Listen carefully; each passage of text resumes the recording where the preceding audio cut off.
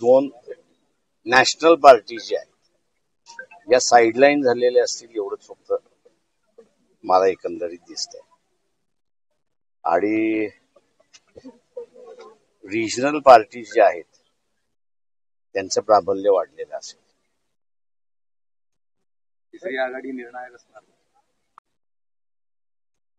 तिसरी आघाडी निर्णायक असणार.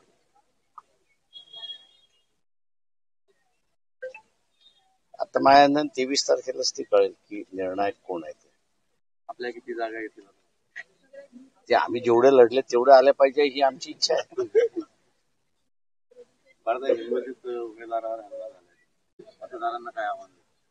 मी मतदारांना आव्हान एवढंच करणार आहे की ज्या विचारसरणीला आपण मानतोय त्या विचारसरणीला आपण असताना मतदान करा, मोठ्या प्रमाणात मतदान करा, म्हणजे जेणेकरून सरकार जे आहे ते आयाराम गयारामचं येण्यापेक्षा आणि खरेदी फोरस करण्यापेक्षा एक विचारांचं सरकार त्या ठिकाणी चालेल हे आपण बघितलं.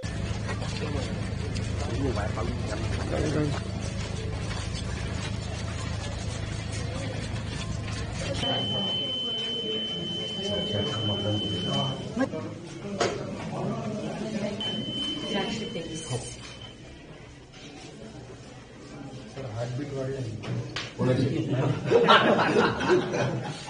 गोळी घेऊ का?